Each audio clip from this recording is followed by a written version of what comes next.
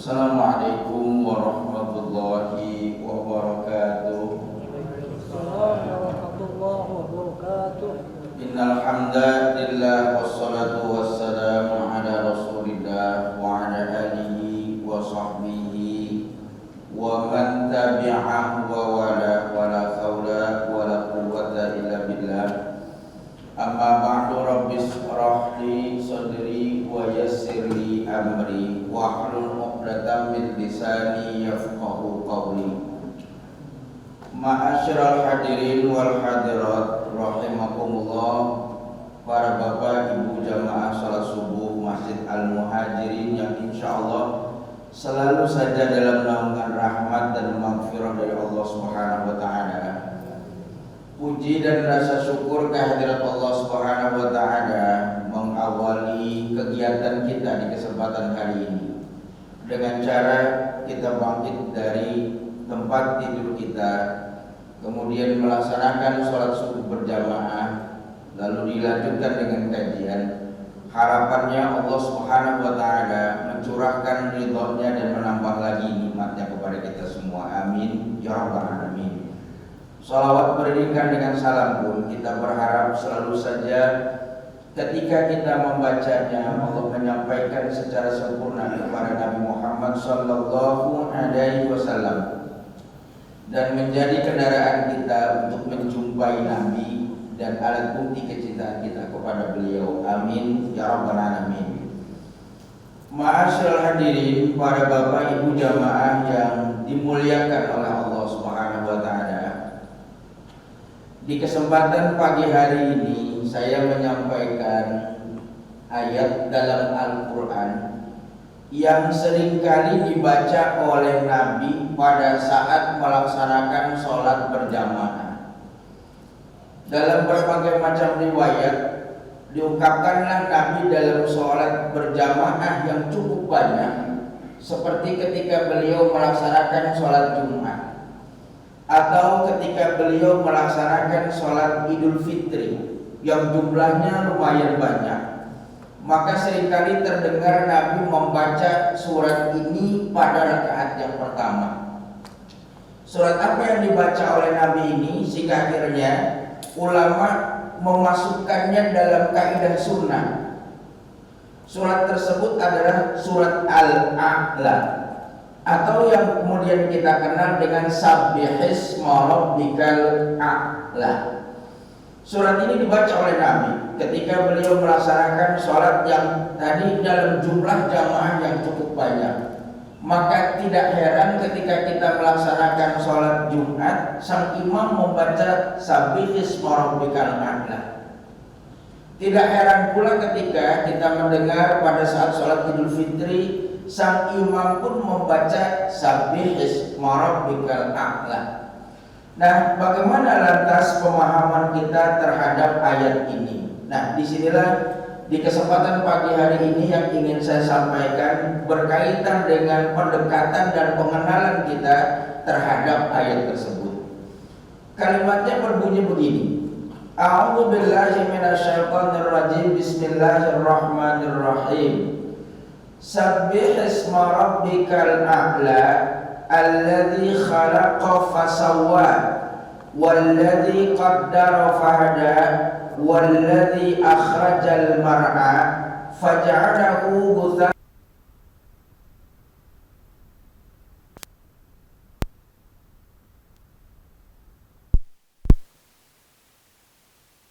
Karumay yaksha wa yatajannabuhal ashqa alladzi yaslan naral kubra thumma la yamutu fiha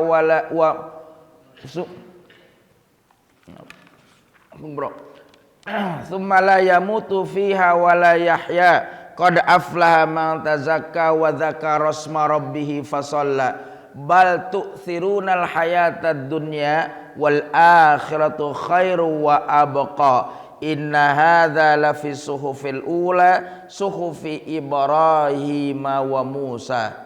Shadaqallahul azim. Ayat ini kemudian dinamakan Al-A'la, yang secara bahasa artinya tinggi. A'la itu. Nah, kalau Allah itu dikaitkan dengan tinggi, ayat pertama ini berbunyi begini. Sabbihisma rabbikal a'la. Sabbih, sucikanlah, isma nama, rabbika Tuhanmu al-a'la yang maha tinggi. Sabbihisma rabbikal a'la. Sucikanlah nama Tuhanmu yang paling tinggi. Bapak Ibu yang saya hormati, rasanya sudah menjadi bahasa Indonesia kata tasbih itu. Sehingga akhirnya kita pun menyebut kata bertasbih. Sampai kemudian masuk dalam sebuah judul film Ketika Cinta Bertasbih katanya gitu. Kalau gitu bahasa ini sudah menjadi bahasa yang cukup populer, bahasa yang sudah digunakan dalam perbendaharaan kita dalam percakapan. Tapi sejauh mana kita memahami kata bertasbih itu? Tasbih secara bahasa kata para ulama hurufnya 3. Sin, ba, ha. Sabbaha gitu. Dengan akar kata ini sama dengan orang yang berenang. Sibah katanya gitu. Nah, tasbih ini apa? Tasbih itu mensucikan artinya. Secara bahasa kalau kita melihat di kamus, maka kata tasbih itu adalah mensucikan. Artinya kalau dibilang mensucikan, sesuatu itu pernah kotor kemudian disucikan. Sucikanlah gitu. Nah, dia seakar kata dari kata berenang. Kenapa kemudian tasbih ini kemudian sama dengan kata berenang? Karena berenang itu kalau orang dari sini dia loncat kemudian dia berenang, maka orang yang berenang itu akan menjauhi tempat dia meloncat sampai ke ujung sana. Kalau gitu bukankah berenang itu menjauhi titik yang pertama menuju titik yang kedua? Nah, tasbih pun begitu sebenarnya. Kita berpijak dari titik pertama pindah kepada titik yang kedua. Itulah tasbih. Nah, apa yang kita pindah ini? Maka ulama bilang sucikanlah atau bertasbih pindah ini kalau suatu masa ada pikiran buruk melintas di pikiran kita atau pandangan buruk melintas di pikiran kita. Maka ketika orang itu akan menghilangkan pikiran buruk itu, apa yang dilakukannya? Maka ulama bilang bertasbihlah. Bukan istighfar. Karena belum tentu pikiran buruk kita itu dosa. Tapi boleh jadi terlintaslah pikiran buruk itu. Kalau kita jelas-jelas melakukan perbuatan dosa, beristighfarlah dalam pengertian minta ampun. Tapi kalau terlintas sedikit saja pikiran buruk dalam kita ini, maka pikiran buruk itu dinetralisir dengan kata tasbih, subhanallah gitu. Tidak jarang bahkan sering kita berpikiran buruk terhadap ketetapan Allah itu. Kalau ada orang yang suka bilang, ya Allah kenapa ya kok hidup saya begini-gini amat gitu. Kalau dia sudah bilang ya Allah kenapa hidup saya begini-gini amat, kalau gitu dia sudah berpikiran buruk terhadap ketetapan Allah yang Allah tetapkan pada dirinya. Padahal bukankah ketetapan Allah itu baik? Semua ketetapan Allah itu tidak ada cacatnya. Tapi ketika dia bertanya, ya Allah kenapa ya kok hidup saya kayak begini aja gitu. Boleh jadi dia tidak terima terhadap ketetapan Allah itu. Maka ketika dia sadari ungkapan tersebut, dia sadar bahwa tidak begitu, Allah itu tidak seperti yang terlintas dalam pikirannya, baru terlintas dalam pikirannya. Maka saat itulah ketika dia sadar, subhanallah, dia bilang. Kenapa dia bilang subhanallah? Allah tidak seperti yang saya pikirkan barusan tuh gitu. Enggak kayak gitu. Pasti Allah maha baik terhadap ketetapan Allah kepada saya. Saya diciptakan begini, boleh jadi begitulah sempurnanya, bagusnya begitu. Karena memang ternyata pandangan manusia ini kan parsial. Yang bikin kita itu melihat sesuatu jelek kan karena batas daya pandang. Yang bikin kita menilai nggak sempurna itu kan karena keterbatasan kita memandang. Gini Bapak Ibu, saya suka mikir begini, kalau saya ini berkaca di cermin yang kecil, cuman muka doang, gitu kan. Ada tuh cermin cuman muka doang, ada yang satu badan kelihatan cermin itu. Kalau saya di depan cermin ngelihat wajah saya ini nih, bisa jadi saya mikir kurang sempurna, soalnya ngeliat cuman muka. Begitu ngeliat cermin kecil, ngeliat muka, ini hidung kayaknya kegedean amat gitu. Jadi mikir tuh gitu. Nah terus ngelihat bibir model kayak begini, ngelihat hidung begini, kalau kecil dikit kayaknya bagus kayaknya nih gitu kan. Kalau gitu bukankah itu pikiran buruk saya terhadap ketetapan Allah? Saya nggak terima hidung saya model kayak begini nih. Tapi begitu saya pindah ke kaca yang besar, kemudian mundur, kelihatan semua dari ujung rambut sampai dengan ujung kaki, maka berubah pikiran saya. Emang pantasnya kayak begini cocoknya gitu. Nah, kalau gitu bukankah tadi saya pernah berpikir buruk terhadap ketetapan Allah, cuman gara-gara hidung doang gitu.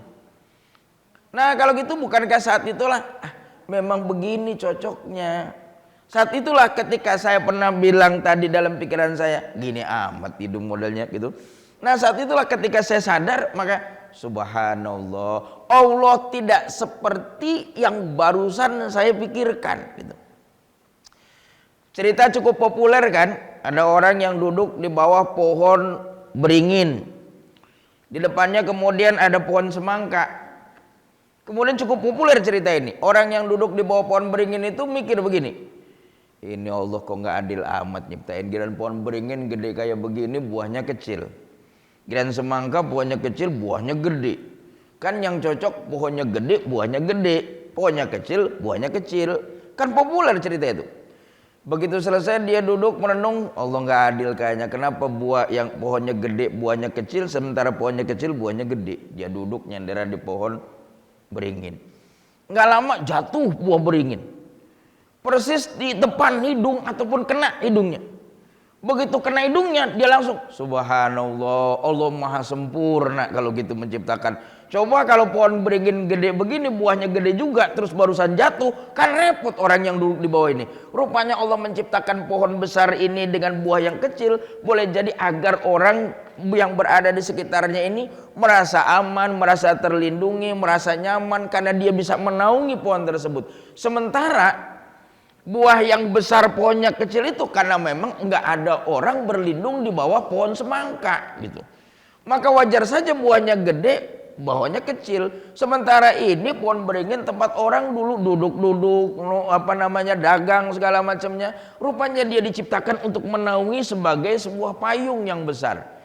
Subhanallah, Allah maha sempurna. Langsung dia pertimbangkan dan langsung dia ucapkan subhanallah. Nah, itulah ungkapan subhanallah yang salah satunya digunakan untuk menetralisir pikiran yang jelek. Satu. Dan subhanallah itu nggak satu penggunaannya. Kalau Bapak melihat ayat yang bicara tentang bagaimana Allah mengisra mi'rajkan hambanya, sebuah peristiwa yang masuk dalam kategori supra rasional, di luar nalar manusia. Peristiwa di luar nalar manusia tersebut, ketika Allah menjelaskannya, maka Allah pertama kali menggunakan kata subhanalladzi asra, maha suci Allah yang memperjalankan hambanya. Kalau gitu kata subhanallah itu tampil untuk menunjukkan sesuatu yang di luar nalar dan kemampuan manusia. Bagaimana mungkin rasanya dari zaman dulu, sekarang dan akan datang ada seorang manusia berjalan dari Mekah kemudian ke Palestina, kemudian naik ke atas langit, sampai tembus langit tidak membawa tabung oksigen, sampai tembus ke langit tidak bersentuhan dan tidak bertabrakan yang berimbas pada terbakarnya tubuh pada saat lewat atmosfer. Lewat atmosfer tidak menggunakan tabung oksigen, bagaimana dia hidup gitu? Bukankah tidak ada lagi oksigen? Tapi kenapa orang ini mampu sampai menembus langit yang ketujuh itu? Maka peristiwa tersebut sampai sekarang ini nggak masuk dalam nalar manusia. Maka akhirnya persoalan tersebut dinamakan oleh para ulama dengan supra rasional. Lebih dari sebenarnya rasionalitas manusia. Bukan spektakuler. Kalau spektakuler masih bisa dihitung dengan biaya, masih bisa dihitung dengan matematika. Tapi kalau sudah suprarasional, nggak akan mampu manusia membuat logika itu. Maka sebuah peristiwa yang luar biasa tersebut digunakanlah subhanalladzi asra. Maha suci Allah yang memperjalankan hambanya. Kalau gitu subhanallah ini boleh juga digunakan untuk ungkapan takjubnya manusia. Bapak jalan di sebuah tempat, ibu jalan di sebuah tempat, lihat indahnya pemandangan luar biasa. Gak mungkin ini karya manusia. Betapa sempurnanya ini. Maka saat itulah subhanallah. Begitu kita ungkapkan. Jadi kalau ada ketakjuban, subhanallah. Kalau ada pikiran buruk melintas, subhanallah. Maka kalau kita melintas, melihat orang, sekali lagi, dalam kondisi cacat fisik. Yang sering saya dengar, terutama ibu-ibu nih, kalau sedang hamil terus kemudian ngeliat orang cacat fisik, maka dia buru-buru ngusap perutnya, terus ngomong deh, amit-amit cabang bayi gitu, ya kan? Ini kebiasaan dulu gitu tuh, dia pegang perutnya amit-amit cabang bayi, dalam pengertian supaya bayinya tidak seperti itu. Padahal yang kita lihat dari orang cacat fisik itu bukan produk gagalnya Allah. Allah menciptakan dia bukan dengan kegagalan, akhirnya dia cacat secara fisik. Enggak, sempurna. Dia sempurna. Lantas kita melihat ketidaksempurnaannya di mana? Karena batas daya pandang kita. Karena kesempurnaan sesuatu itu bukan terletak pada fisiknya kalau manusia itu. Kesempurnaan manusia, sementara ulama bilang kalau dia sanggup menggunakan akalnya, kalau dia sanggup menggunakan telinganya, kalau dia sanggup menggunakan rasanya, sempurna dia. Meskipun secara fisik dia tidak sempurna. Kenapa? Karena letak kesempurnaan manusia pada akal, pada penglihatan, pada pendengaran, pada hati digabung. Tuh dia sempurna. Sementara Allah menganggap orang tidak sempurna meskipun fisiknya sempurna. Ada orang ganteng, ada orang cantik. Kemudian dia membuka dan mengumbar auratnya. Secara fisik dia ganteng. Secara fisik yang wanita dia cantik. Dia umbar auratnya. Maka apa kata Al-Quran? Mereka itu punya mata tapi tidak melihat. Mereka itu punya akal tidak mau mikir. Mereka itu punya telinga nggak mau dengar. Mereka punya hati nggak mau rasa. Maka orang-orang model begitu adalah orang-orang yang fisiknya manusia tapi seperti binatang, bahkan lebih bodoh, bahkan lebih bawah daripada binatang. Fisiknya sempurna. Betapa kita lihat, orang-orang yang berani mengumbar aurat dengan bayaran yang lumayan tinggi, bukankah secara fisik dia sempurna? Tapi Quran bilangnya apa? Dia nggak sempurna, binatang model kayak begini nih. Karena wujud manusia punya malu, punya rasa, bagaimana dampak. Nah, baru. Sementara orang yang boleh jadi tidak sempurna secara fisik, dia tutup auratnya, dia gunakan logikanya, dia gunakan pendengarannya. Bukankah mereka sempurna? Sampai-sampai ada majelis taklim di Kemayoran. Itu kumpulan, para tukang pijet yang buta. Secara fisik buta. Sehingga ketika dia kemudian konsultasi pengen bikin pengajian orang-orang buta, tukang pijet ini, tunanetra gitu.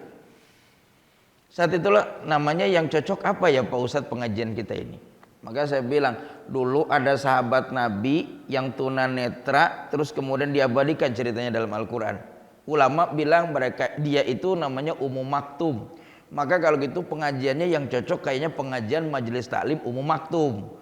Karena kelompok-kelompok orang yang tunanetra tapi mau mengkaji Al-Quran, mau nanya ke Ustadz sebagaimana Ummu Maktum berusaha kuat untuk menghilangkan kebodohan dengan bertanya kepada Muhammad SAW. Bukankah cerita beliau populer seorang yang tunanetra sampai sekarang terabadikan? Bukankah cukup populer dia sampai dengan hari kiamat pun tetap terabadikan? Kalau gitu ukuran wujud manusia sempurna bukan pada fisik, tapi mampukah dia menggunakan akalnya, potensi kehidupannya untuk kebaikan terhadap dirinya dan masyarakat, baru sempurna.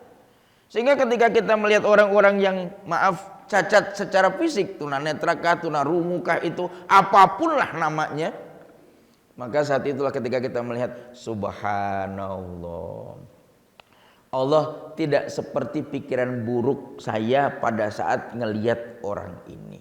Tuh subhanallah tuh. Jadi ketika takjub kita, ketika menghilangkan keburukan, bahkan kalau ada keburukan nempel kepada Allah, Al-Quran bilang mereka berkata bahwa Allah itu punya anak. Maka subhanah wa qalu takhadzallahu waladan, subhanah gitu. Dan mereka orang-orang kafir itu bilang Tuhan punya anak. Maka ketika Tuhan punya anak, Allah jawabnya apa? Subhanahu, maha suci Allah. Allah nggak punya anak. Bukan kemudian ayat ini melecehkan saudara manusia kita yang berbeda keyakinan punya Tuhan Bapa ataupun anak sebagai upaya melecehkan mereka. Enggak.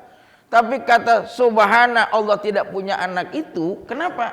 Yang punya anak itu adalah makhluk yang menunjukkan kelemahan. Kita punya anak bangga nih. Padahal kita punya anak itu menunjukkan kita lemah sebenarnya sih. Kenapa kita punya anak itu menunjukkan kelemahan? Gini, kalau ada orang nikah terus kemudian punya anak, ucapan mereka ketika punya anak ada satu ungkapan begini yang paling umum. Ya alhamdulillah punya anak, ntar kalau udah masa tuanya bisa diurus sama anak gitu kalau udah tua. Dia udah berpikir kalau punya anak dia akan diurus oleh anaknya. Maaf, kalau ada yang tidak punya keturunan pada saat menikah, seringkali dikhawatirkan gimana tuanya dia, siapa yang mau ngurus, kan gitu. Ya, walaupun saya tidak bermaksud menghina yang tidak punya keturunan, enggak. Ketetapan Allah itu sempurna. Tetapi bukankah pikiran manusia bilang gimana ntar udah tuanya siapa yang bakal ngurusin dia tuh? Bukankah itu kelemahan namanya? Kalau gitu ayat yang berkaitan dengan Allah tidak punya anak bukan berkaitan dengan mencela agama lain, bukan. Tapi kalau punya anak menunjukkan kelemahan karena harus regenerasi. Saya tua nantinya terus punya persiapan, mudah-mudahan anak-anak saya baik kepada saya. Mudah-mudahan saya punya menantu baik kepada saya. Kenapa? Karena sudah tua dipastikan saya lemah dan butuh anak-anak. Kalau gitu orang yang punya anak kan orang yang butuh kepada orang lain. Maka akhirnya Allah bilang Allah nggak punya anak. Kalau mereka orang-orang yang tidak beriman Tuhan punya anak, subhanah, maha suci Allah. Kenapa? Karena punya anak itu lambang kelemahan. Allah nggak punya keturunan karena dia kuat. Allah tidak harus mengestafetkan kekuasaannya kepada berikutnya. Beda dengan kita. Kita punya usaha. Terus kemudian punya anak, ya mudah-mudahan ntar usaha diterusin sama anak gitu. Kalau nggak punya anak, aduh gimana ntar usaha jadi rebutan orang lain, kan gitu.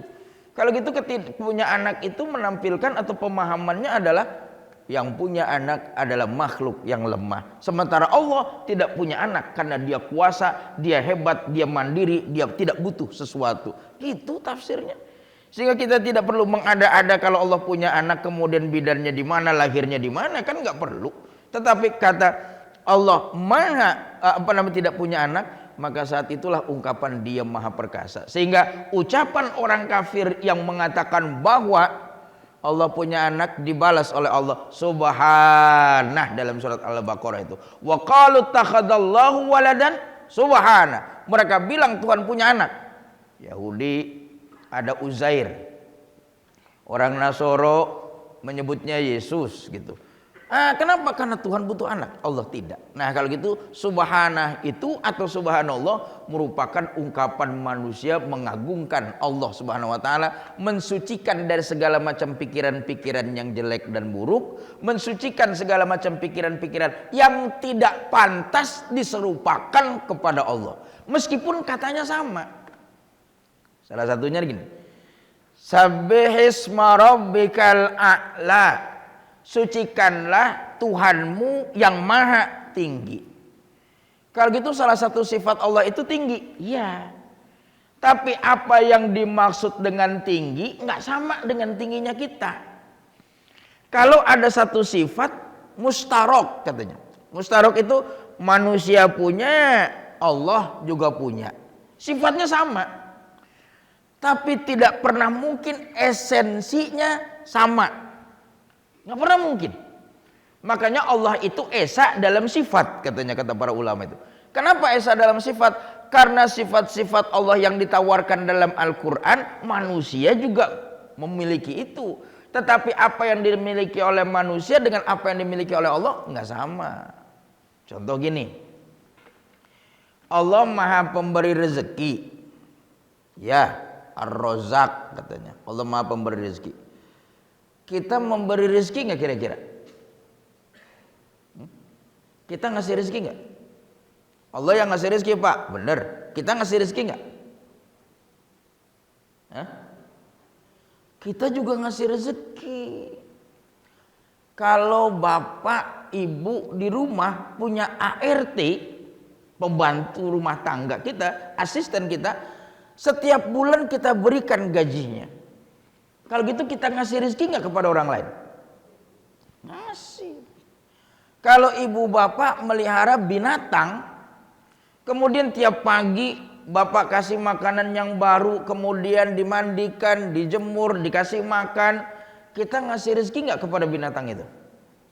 Ngasih. Kita miara ayam, kita kasih dedeknya, kita kasih nasinya, kita kasih makanannya, kita ngasih rezeki nggak? Ngasih. Kalau gitu Allah maha pemberi rezeki. Iya, manusia pemberi rezeki nggak? Pemberi rezeki. Tetapi esensi Allah memberi rezeki dengan esensi manusia ngasih rezeki nggak sama. Kalau Allah memberikan rezeki kepada makhluknya tanpa mempertimbangkan adanya kontribusi makhluk kepada dia. Ketika Allah memberikan rezeki kepada makhluk, tidak menghitung untung rugi ngasih apa enggak, nggak ngitung.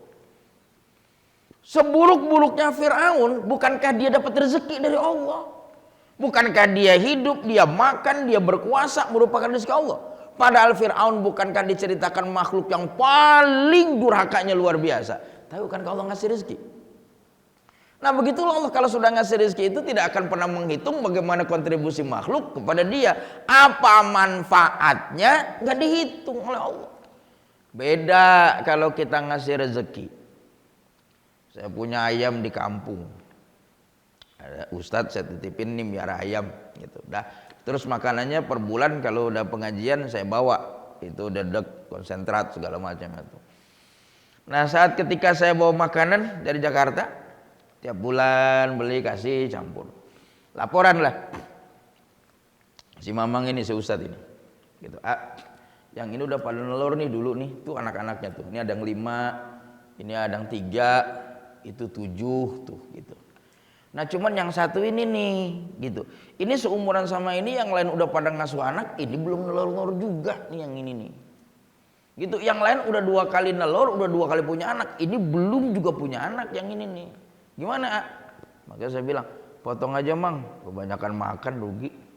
Potong. Ketika dia tidak memberikan kontribusi, bukankah saya stop itu? Udah potong aja Mang, yang ini nih gitu. Kenapa? Nggak menghasilkan. Bukankah saya ngasih rezeki tadinya buat agar dia bertelur dan punya beranak. Tapi ketika dia tidak memiliki kontribusi, sedikit manfaatnya buat saya, potong aja yang ini nih. Dipotong. Jadi ketika kita ngasih rezeki ke ayam, ngasih dedek, ngasih nasi dan segala macamnya, tujuannya gemuk, gue potong loh. Kan gitu. Orang yang sekarang ini sedang memelihara kambing atau sapi, dia ngarit, dia kasih rumput, dia kasih makan. Bukankah dia memberi rezeki? Ya, tapi nanti bulan Zulhijjah keluarin, jual-jualin. Kalau gitu upayanya memberikan rumput kepada si kambing ini agar dia gemuk dan ketika dijual harganya mahal. Kalau gitu bukankah itu kita memberi rezeki? Makanya disitulah Allah itu punya sifat esa dalam sifatnya. Nggak sama, karena ada makhluk yang punya sifat sama tapi beda esensinya. Lagi, Allah itu maha kaya, ghaniyun gitu. Ghaniyun anil alamin. Allah maha kaya.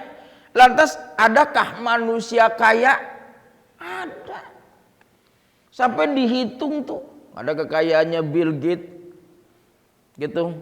Nah yang lainnya lagi, bukankah dihitung dia dalam sebuah jurnal orang paling terkaya di dunia siapa? Orang paling terkaya di Indonesia siapa? Dihitung. Kalau gitu bukankah ada manusia yang punya sifat kaya? Lantas kayanya kita selaku manusia ukurannya apa? Hartanya banyak, dihitung sekian triliun, sekian miliar, dihitung dia. Maka kayalah dia, karena ukuran kekayaan kita itu harta. Allah maha kaya, tapi apakah ukuran Allah kayanya itu harta? Kan bukan. Allah itu maha kaya, disebutkan dalam Al-Quran, ghaniyun anil alamin. Allah itu maha kaya karena dia tidak butuh kepada makhluknya, nggak butuh. Jadi kekayaan Allah sifatnya apa? Ketidakbutuhan Allah terhadap makhluk, itulah kayanya Allah. Sedangkan kayanya manusia kebutuhan terhadap makhluk dengan jumlah harta yang sangat banyak, kan udah beda. Sehingga ada orang yang ngamalin karena Allah itu punya sifat kaya, terus kemudian dia pengen kaya, dia cari sifat Allah yang maha kaya apa? Ghani, kemudian dia pegang tasbih, ya Ghani, ya Ghani, ya Ghani, ya Ghani, ya Ghani. Pengennya ketika dia menyebut Allah ya Ghani yang maha kaya itu, dia kaya dalam ukuran harta. Padahal yang namanya kaya, kalau kita menyebut Allah dan meneladani sifat Allah yang maha kaya, maka hasilnya bukan harta. Hasilnya ketidakbutuhan dan kemandirian. Itu kaya. Gitu. Kemandirian kita adalah kekayaan. Makanya Nabi bilang kan, orang yang kaya itu ukurannya bukan harta, tapi orang yang kaya itu adalah orang yang kaya hatinya. Cukup dengan anugerah Allah, itu yang kaya. Meskipun boleh jadi dia tidak punya kendaraan, nggak kelihatan dia pakai mobil, pakai motor, dia jalan, tapi kita bisa bilang dia kaya. Kenapa dia kaya? Karena dia merasa cukup terhadap anugerah Allah, dia senang. Apa Nabi kita itu orang yang banyak hartanya? Kan enggak. Tapi bukankah Nabi kita disebut dia kaya? Kenapa Nabi Muhammad itu kaya? Karena kaya hatinya menerima ketetapan Allah, ridho terhadap keputusannya. Bukankah itu kaya? Sehingga kalau bapak ibu kemudian meneladani sifat Allah dengan baca ya Ghani, ya Ghani, ya Ghani, ya Hamid, ya Ghani, ya Hamid gitu, maka bukan berarti kita memburu harta, tetapi mudah-mudahan Allah memberikan ketenangan batin kepada saya untuk merasa cukup terhadap nikmat yang Allah berikan dan tidak iri terhadap nikmat-nikmat orang lain. Kaya itu. Jadi rupanya banyak sifat-sifat Allah ini yang kita salah tafsir. Kenapa? Mengukur ungkapan sifat Allah sama dengan ukuran-ukuran manusia. Gitu, beda. Nah, Allah ini maha tinggi. Sabbihisma rabbikal a'la. Maha sucikanlah namamu Allah yang maha tinggi. Tingginya bukan berarti kita menunjuk ke atas. Termasuk yang saya ungkapkan ini, kalau menurut para ulama-ulama ahli tauhid, nggak pantas orang menunjuk Allah ke atas itu. Kalau saya bilang Allah yang maha tinggi, tangan saya ke atas gini nih, dia bilang salah. Karena kalau kita sudah menunjukkan tangan ke atas dengan ketinggian, kalau gitu kita sudah menyerupakan Allah dengan makhluk. Gitu. Karena tingginya makhluk ukurannya di atas. Padahal Allah tidak di atas. Ketinggian Allah itu bukan karena adanya dia tinggi, adanya dia di atas. Enggak. Kalau kita kan tinggi ukurannya di atas. Rumahnya tinggi. Orang tinggi paling tinggi di antara yang lain karena khawatir banjir, dia tinggi rumahnya tinggi. Jabatannya tinggi karena ada yang rendahan. Tapi kalau kita bilang Allah itu tinggi, bukan berarti Allah ada di atas. Ketidakmampuan makhluk untuk menjangkau Allah, itulah ketinggian Allah. Ketidakmampuan makhluk, itulah maha tingginya Allah. Sehingga kalau kita tidak mengenal Allah, bukan kita ini orang yang bodoh, enggak. Ketidakmampuan manusia menjangkaunya, itulah kehebatan. Sehingga Abu Bakar ketika ditanya, apakah engkau tahu Allah itu? Maka Abu Bakar bilangnya, saya tidak mampu, saya tidak tahu. Nah ketika dia bilang tidak tahu, orang model kayak begini ditanya Allah aja bilangnya nggak tahu, gitu kan? Maka kekhawatiran Allah orang lain menunjuk dia tidak tahu, dia bilang al-ajzu anil idrak, al-idrak, ketidakmampuan manusia mengenal Allah adalah kemampuan manusia, dia bilang. ketidakmampuan manusia mengenal Allah adalah kemampuan manusia. Jadi pada dasarnya kita ini nggak tahu gitu. Makanya jangan suka mengaitkan sesuatu dalam pandangan manusia dikaitkan dengan Allah. Belum tentu kayak gitu. Ya, yang baru-baru ini nih yang rame. Ketika Cianjur itu digujang gempa, porak-poranda dia. Sebagian kita ngomongnya apa? Diazab Pak, gitu. Azab Tuhan akhirnya turun juga. Ngeri ngelihatnya, gitu. Mengatasnamakan Allah, azab Tuhan kepada mereka semua itu. Orang itu ngomong begitu. Apakah benar itu azab? Kan belum tentu. Emangnya Allah ngomong sama situ bahwa Allah aku mengazab mereka? Enggak. Kalau Allah bilang aku mengazab Fir'aun, pantas. Kenapa? Wong bilang dalam Quran. Kalau Allah bilang aku tenggelamkan Korun, pantas itu azab. Allah bilang. Kalau Allah kemudian menistakan Abu Lahab, pantas orang ada tabat syada abi lahabi watab. Kan Allah yang ngomong. Tapi kalau model orang mungkin boleh jadi tsunami Aceh, Palu, Cianjur, apakah itu kemurkaan Allah kepada makhluk? Belum tentu. Emang kita tahu? Kan enggak. Karena bisa jadi malapetaka atau bencana yang terjadi kan kemungkinannya 3. 1, memang azab. Ya. Sebagaimana Allah mengazab orang-orang dulu. Ya, ada azab.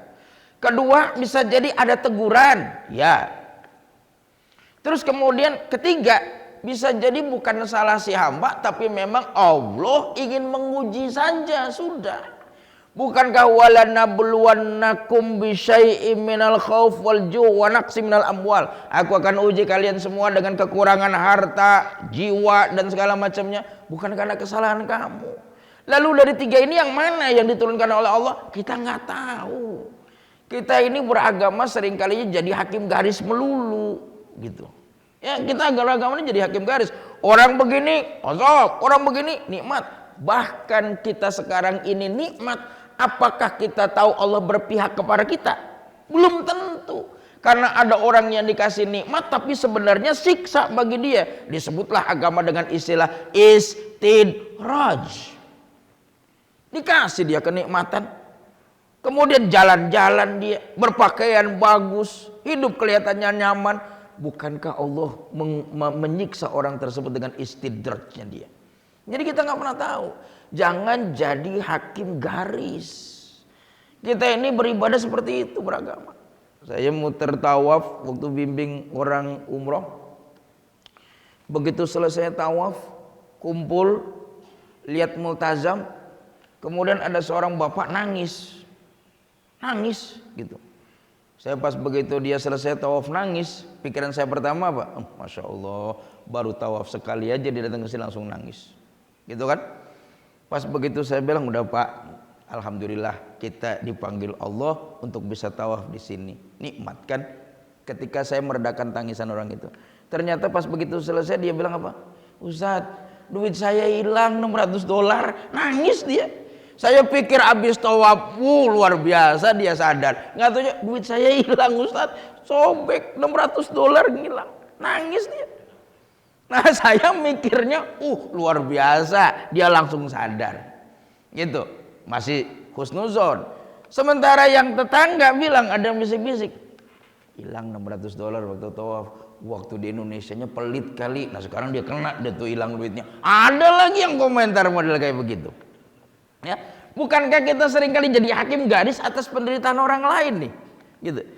Saya nggak pernah tahu Pak, Bapak tawaf di sini uangnya hilang. Bisa jadi siksa, bisa jadi teguran, bisa jadi ujian. Bapak aja yang mikir ya, yang mutusin apa. Kalau Bapak bawa barang haram hilang di sini, siksa namanya. Kalau yang Bapak bawa itu ada haram atau halalnya, Bapak ditegur di sini. Kalau semuanya halal Ustaz, dari hasil kerja saya ngumpulin, Allah muji. Saya nggak kenal Bapak, baru ketemu juga sekarang ikut bimbingan saya. Bapak mikir aja sendiri ya. Saya nggak mau jadi hakim garis. Walaupun awalnya, Masya Allah, baru sekali tawaf dia nangis, luar biasa. Nggak taunya duitnya hilang gitu. Jadi belum tentu orang nangis karena sadar, belum tentu juga. Nah kalau gitu bukankah begitu? Kita nggak pernah tahu. Maka jangan kemudian menjustifikasi. Nggak perlu kita buatkan narasi itu disiksa, itu diazab, lihat ditenggelamkan karena kristenisasi. Belum tentu. Kita nggak pernah tahu. Kita nyumbang juga enggak, komentarnya panjang banget gitu. Ya. Nyumbang juga belum, komentarnya paling banyak di WA grup itu tuh. Kan kita ibadah kayak begitu. Kalau kita belum bisa memuji, sementara ulama bijak bilang jangan nyelak lah gitu.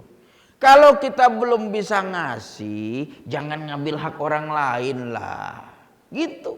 Ya, kalau kita belum bisa mendamaikan, jangan bikin kekisruhan lah gitu. Ya setidaknya kita doa. Gitu, apa yang boleh jadi di media sosial itu tampil, kita tidak bisa telan bulat-bulat informasinya karena kita tidak tahu siapa si pembuatnya. Buatkan sebuah narasinya, kan beres bagi mereka itu. Ya, sementara bagi kita akhirnya terhanyut dalam narasi, akhirnya menyebabkan kita menilai orang lain. Nah, kalau gitu Bapak Ibu yang saya hormati, kita tidak mampu.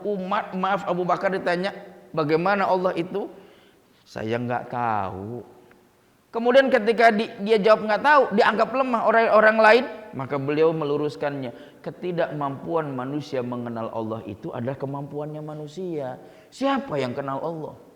Bukankah Allah bilang walam yakun lahu kufuwan ahadun? Nggak ada yang sama dengan Allah itu. Mirip pun tidak. Bahkan sifat-sifatnya seringkali kita melenceng. Kita duga sama dengan makhluk, padahal Allah esa dalam segala macam sifatnya. Sehingga sabbihisma rabbikal a'la. Sucikanlah nama Tuhanmu yang maha tinggi. Maha tinggi Allah tidak harus diserupakan tingginya makhluk karena punya jabatan. Maha tingginya Allah tidak harus diserupakan dengan Allah ada di atas, karena Allah ada di mana saja. Bahkan Nabi menyebutkan ittaqillaha haitsu ma kunta. Bertakwalah kamu di mana saja itu. Gitu. Kenapa di mana saja itu? Karena Allah melihat segala macam situasinya dan tidak perlu kita tempatkan. Walaupun ada ungkapan istawa 'alal arsy, Allah bersemayam di arsy-nya pun kita tidak pernah tahu ada letaknya di mana tersebut. Tapi kita berupaya untuk meninggikan Allah Subhanahu wa taala dari segala macam keburukan-keburukan dan kekurangan-kekurangan yang disifati oleh manusia. Itulah sabbihis marabbikal a'la. Nah, Bapak Ibu yang saya hormati, ayat selanjutnya cukup panjang saya kalau menafsirkannya, alladzi khalaqa fasawwa dan seterusnya, karena berkaitan dengan proses penciptaan dan kesempurnaan. Bagaimana mencipta, bagaimana menyempurnakan, itu pun bagian yang sangat panjang untuk dijelaskannya. Jadi hari ini saya baru untuk membuka sabbihisma rabbikal a'la, sehingga kalau Jumatan nanti ada ustadz atau ulama atau siapapun membaca sabbihisma rabbikal a'la, atau bahkan kita membacanya dalam sholat witir rakaat yang pertama, sabbihisma rabbikal a'la, terbayanglah sucikan Allah itu dari segala macam pikiran-pikiran negatif. Kalau berpikir buruk atau tidak baik, Allah tidak seperti apa yang terlintas dalam pikiran kita. Yang melintaskannya boleh jadi kita, atau yang melintaskannya adalah setan, untuk menjadikan kita jauh dari ketetapan Allah, bahkan berpraduga buruk terhadap ketetapan-ketetapannya, padahal Allah maha baik terhadap makhluknya. Ini yang bisa saya sajikan. Nah, seperti biasa mungkin ada satu atau dua pertanyaan. Saya silahkan, saya meminta dari sebelah kanan supaya gampang lihatnya yang nunjuk. Silakan Bapak. Waalaikumsalam warahmatullahi wabarakatuh. Pakai wirelessnya Pak.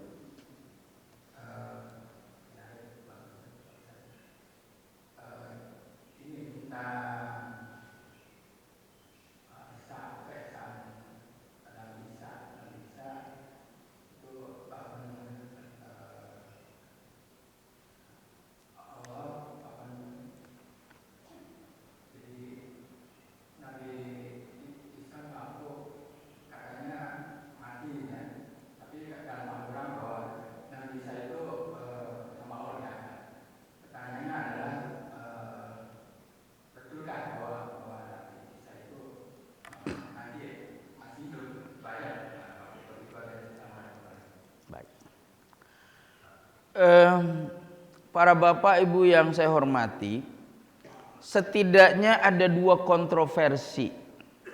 Ada dua orang nabi yang kontroversi.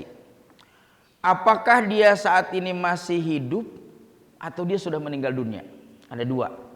Kalau bapak menyebutkannya baru satu, Nabi Isa. Sementara yang satu lagi bernama Khidir alaihissalam. Gitu. Nah, ulama berbeda pendapat. Apakah kedua orang ini sudah meninggal dunia? Ataukah kedua orang ini masih hidup? Ada yang menyatakan bahwa Nabi Isa kah itu, Nabi Khidir kah itu masih hidup sampai saat ini. Allah ngangkat. Dan pada saat hari kiamat nanti dia akan turun ke bumi. Begitu sementara pandangan ulama. Tapi kita juga nggak bisa menolak pandangan ulama yang menyatakan Allah mengangkat dalam pengertian mewafatkan Nabi Isa. Sudah wafat dari sisi kemanusiaannya. Tidak mampu hidup sampai berjuta atau beribu tahun manusia tersebut. Sehingga akhirnya wafatlah dia. Begitupun pandangan ulama. Jadi ada dua kontroversi. Yang satu bilang hidup, yang satu bilang sudah meninggal dunia. Yang mana yang benar kita tidak sanggup membuktikan secara keilmuan pasti. Tapi kita akan sepakat. Kita akan sepakat. Kenapa Nabi Isa diwafatkan atau diangkat oleh Allah setidaknya? Ketika itulah Allah ingin menyelamatkan Nabi Isa alaihissalam dari orang-orang yang ingin mempertuhankannya. Itu kan? Itu. Maka boleh jadi cara Allah menyelamatkan Nabi Isa diwafatkan. Kalau kita setuju dengan ulama yang bilang sudah wafat. Atau Allah menyelamatkan Nabi Isa dengan cara diangkat. Kalau kita setuju kepada yang mengangkat dan sampai hidup. Terserah. Toh percaya Nabi Isa itu hidup atau sudah meninggal dunia tidak akan mengikis keimanan kita kepada Allah Subhanahu wa taala. Enggak punya pengaruh gitu. Tapi yang kita akan sepakati apa tadi? Bahwa Allah pasti akan menyelamatkan siapapun yang orang lain ingin menghancurkan kehidupan dia kalau dia dekat kepada Allah. Itu yang kita sepakati. Allah menyelamatkan Nabi Isa baik dengan cara diwafatkan atau diangkat ketika orang lain ingin menghancurkan orang yang dekat kepada Allah itu. Sehingga dengan keyakinan seperti itu, andai atau upaya kita untuk dekat kepada Allah, maka Allah pasti akan berpihak kepada orang yang dekat kepada Allah itu. Pasti Allah bakal menyelamatkannya, pasti sebagaimana Nabi Isa alaihissalam diselamatkan oleh Allah Subhanahu wa taala. Jadi itu keyakinan kita yang harus kita sepakati. Persoalan Nabi Isa akan turun menjadi kontroversi. Ada ulama yang iya, ada ulama yang menolak. Dua-duanya ulama. Mana yang paling benar Pak? Susah. Yang paling benar yang mana? Nanti ketika di akhirat. Tapi kita akan sepakat. Siapapun yang dekat kepada Allah, maka Allah pasti akan menyelamatkan dia dari keburukan-keburukan orang lain. Cara diselamatkannya macam-macam. Bukan berarti orang selamat itu adalah orang yang ketika ada tabrakan dia selamat. Yang meninggal dunia nggak selamat. Enggak. Yang meninggal dunia juga bisa jadi selamat. Ya. Ketika Allah ingin menyelamatkan seseorang yang boleh jadi punya harta tapi berlebihan atau kemudian lupa diri kepada Allah. Cara Allah menyelamatkannya gimana? Hilangkan hartanya agar dia sadar. Menghilangkan hartanya juga menyelamatkan kan? Kalau kita bilangnya azab dan musibah, padahal diambil hartanya agar dia selamat. Saya kalau udah subuhan di masjid, rata-rata kan masjid saya kayak di kawi-kawi itu percetakan mau di sini kayak isi orang sholat subuh ini kan rata-rata sepuh, pensiunan. Kalau subuh tuh. Yang kalau udah selesai imamnya assalamualaikum warahmatullahi, assalamualaikum warahmatullahi, terus buru-buru ngambil minyak angin ini gitu, kan rata nih. Nggak di sini aja, tempat saya juga begitu. Kalau pengen nyari banyak anak muda, banyak anak kecil ketika sholat kapan? Maghrib banyak. Tapi kalau subuh jangan cari anak muda sama anak kecil, jarang. Gitu, banyakan sepuh. Makanya kalau ada orang pengen nikmatin sholat, ada orang jangan berisik anak-anak kecil, gitu kan? Kalau pengen nikmatin sholat khusyuk banget subuh datang ke sini. Kalau maghrib sih tempatnya anak datang ke masjid, kita bakal kena ramenya anak-anak. Nah, bukankah akhirnya ada orang yang pensiun bilangnya apa? Dulu pada saat sebelum pensiun saya ketakutan Pak, tapi begitu saya pensiun alhamdulillah saya pensiun. Dia pensiun bilangnya alhamdulillah. Kenapa dengan pensiun dia alhamdulillah? Kalau saya nggak pensiun Pak, saya nggak mungkin duduk begini bareng nikmatin wiridan gitu. Kenapa? Dikejar-kejar kerjaan. 5 menit saya nggak keluar, macet di jalanan Pak. Sekarang saya pensiun, alhamdulillah di masjid bisa lama-lama. Bukankah dengan pensiunnya dia bilang alhamdulillah? Padahal kenyataannya gaji makin berkurang, tapi tetap dia bilang alhamdulillah. Kalau gitu keberpihakan Allah tidak selalu dengan memberi, mencabut pun itulah keberpihakan Allah Subhanahu wa taala. Yang jelas kita akan sepakati kisah Nabi Isa kah itu, Nabi Khidir kah itu, siapapun yang dekat kepada Allah dan Allah suka, pasti Allah akan menyelamatkan orang itu. Jika seorang hamba mendekat kepada Allah sejengkal, Allah sehasta. Jika hamba mendekat dengan cara berjalan, Allah mendekat dengan berlari. Begitu kurang lebih Pak tentang Nabi Isa itu. Ya, ada lagi? Ke tengah, Pak Ramlan biasanya. Mangga.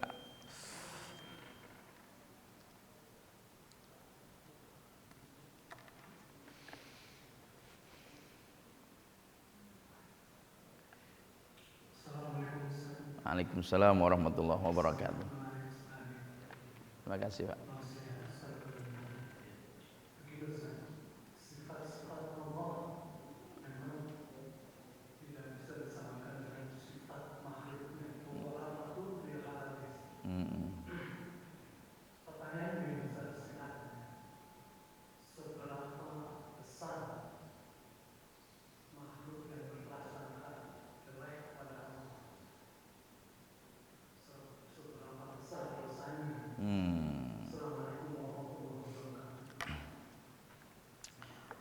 Bapak Ibu yang saya hormati, kalau dibilang yang paling banyak dosa manusia itu buruk sangka.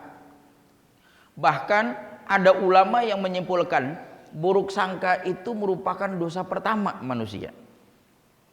Ketika beliau mengutarakan pandangannya, Nabi Adam ketika dilarang oleh Allah, jangan deketin pohon ini ya, kata Allah. Wala taqraba hadhihi syajarah fatakuna minadh dhalimin. Kata Allah begitu kan? Lantas iblis datang merasuki pikiran Nabi Adam. Kenapa engkau tidak diperkenankan oleh Allah mendekati pohon ini? Ini pohon huldi.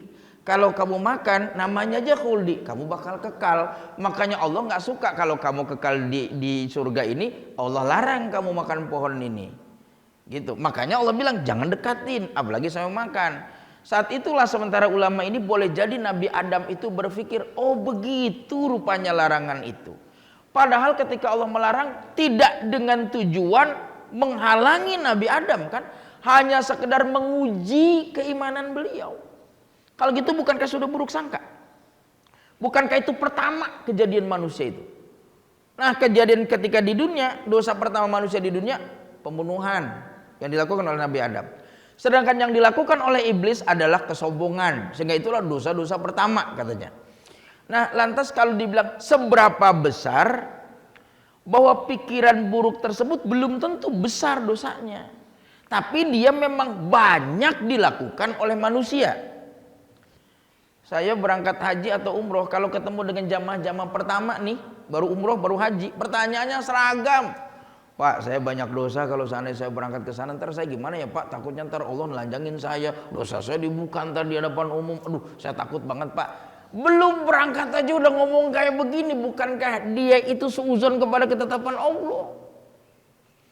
Ada orang yang menikah belum punya anak, ditanya, kenapa sih? Belum punya momongan juga? Maka seringkali dia bilang, mungkin belum dipercaya kali ya. Bukankah dia sudah seuzon kepada Allah? Apa yang tidak dipercayakan Allah kepada manusia? Uang dia punya, harta dia punya, mobil dia punya, rumah dia punya, jabatan dia punya. Bukankah itulah amanah Allah kepada orang itu? Masa baru nggak punya anak saja sudah bilang belum dipercaya? Lebih lagi kalau belum haji. Ketika belum haji ditanya kenapa belum haji juga ya? Susah Pak kalau belum panggilan. Bukan belum panggilan, budeg gitu. Ya, uang dari zaman Nabi Adam udah dipanggil-panggil, dianya yang budeg gitu. Nah, bukankah dia sudah buruk sangka kepada ketetapan Allah itu? Banyak dosa itu. Tetapi apakah besar? Saya melihat dosa besar itu satu syirik. Kedua membunuh. Ketiga, durhaka kepada orang tua. Jadi suudzon ini tidak masuk pada level dosa paling besar. Cuman kebanyakan dosa bermula dari suudzon ini. Sehingga tadi begitu terlintas keburukan, nggak kayak gitu Allah. Baru pikiran saya tadi subhanallah. Nah, dibilang subhanallah. Jadi kalau bagi saya dia tidak selevel dengan dosa besar. Tapi kebanyakan manusia bermula dosanya dari buruk sangka. Dan kata Nabi, tidak ada dosa besar itu kecuali diawali dari dosa-dosa yang kecil. Dia pemicu. Maka kita waspadai, kita tutup, bahkan kita siram dengan air supaya tidak mengembang dosa dari yang bermula suudzon ini, buruk sangka. Begitu kurang lebih, Pak. Ada lagi sebelah kiri saya? Enggak ada ya? Kalau tidak ada, ini yang dapat saya sampaikan. Terima kasih atas undangannya. Kita akhiri dengan doa ala hadhihi niyah al-Fatihah. A'udzubillahi minasyaitonirrajim. Bismillahirrahmanirrahim. Alhamdulillahirabbil alamin arrahmanirrahim maliki yaumiddin. Iyyaka na'budu wa iyyaka nasta'in ihdinas siratal mustaqim. Siratal ladzina an'amta 'alaihim ghairil maghdubi 'alaihim waladdallin. Amin. Astaghfirullahaladzim ya dzal jalali wal ikram amitna ala dinil Islam. Allahumma salli wa sallim ala sayyidina Muhammadin fil awwalin wal akhirin wa sallim tabaraka wa ta'ala kulli sahabati Rasulillahi ajma'in. Rabbana ighfir lana wa li ikhwanina alladhina sabaquna bil iman wa la taj'al fi qulubina ghillan lil ladzina amanu rabbana innaka raufur rahim. Allahumma inna nas'aluka hubbaka wa hubba man yuhibbuka wa hubba kulli amalin yuqarribuna ilaika. Allahumma inna nas'alukal jannata wa na'imuha wa ma yuqarribuna ilaiha min qaulin aw fi'lin aw amal wa na'udzubika minan nari wa ma yuqarribuna ilaiha min qaulin aw fi'lin aw amal. Wa sallallahu alaihi wasallam Muhammad wa ala alihi washabihi wasallam walhamdulillahi rabbil alamin. Hadanallahu wa iyyakum ajmain. Wassalamu alaikum warahmatullahi wabarakatuh.